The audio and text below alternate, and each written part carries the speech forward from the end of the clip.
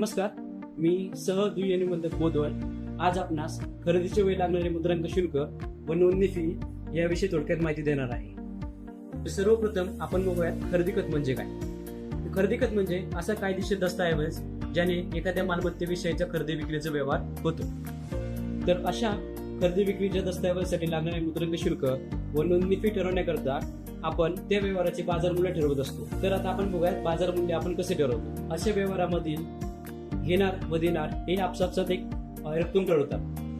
तो जो मुद्दे ठरवतात ती रक्कम किंवा शासनाने जे बाजार मूल्य दर ठरवून दिले आहेत यातील रक्कम यापैकी जी किंमत जास्त असेल ती आपण बाजार मूल्य म्हणून स्वीकारतो. आता आपण खरेदीच्या व्यवहारासाठी लागणारी नोंदणी फी विषयी माहिती घेऊयात. सर्वसाधारणपणे ही नोंदणी फी बाजार मूल्याच्या 1% एवढी आकारली जाते. तसेच ती कमीत कमी 100 रुपये व जास्तीत जास्त 30,000 रुपये या मर्यादेत आकारले जाते.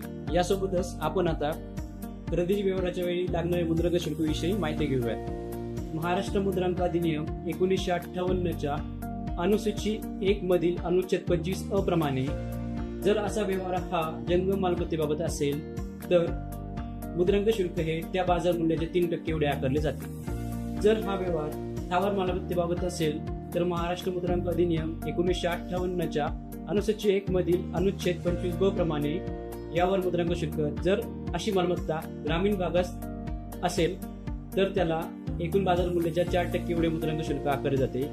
आणि तसेच अशी मालमत्ता जर प्रभाव क्षेत्र किंवा शहरी भागामध्ये समाविष्ट असेल तर अशा मालमत्तेसाठी त्या बाजार मूल्याच्या 5% एवढे मुद्रांक शुल्क आकारले जाते. अशा मुद्रांक शुल्कासोबत काही कर आकारले जातात. ते पुढील प्रमाणे: 1.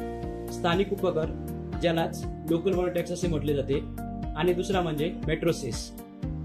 तर मुंबई शहर व मुंबई उपनगर वगळता बाकी संपूर्ण राज्यामध्ये स्थानिक उपकर हा 1% आकारला जातो.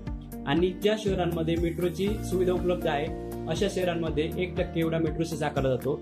यात पुढील शहरांचा समावेश होतो: पुणे, ठाणे, मुंबई शहर व उपनगर व नागपूर. असे बघता मुद्रांक शुल्क हे ग्रामीण क्षेत्रासाठी एकूण 5% व शहरी क्षेत्रासाठी जिथे मेट्रो सेस लागू नाही तिथे 6% व जिथे मेट्रो सेस लागू आहे अशा ठिकाणी 7% एवढे मुद्रांक शुल्क आकारले जाते. धन्यवाद.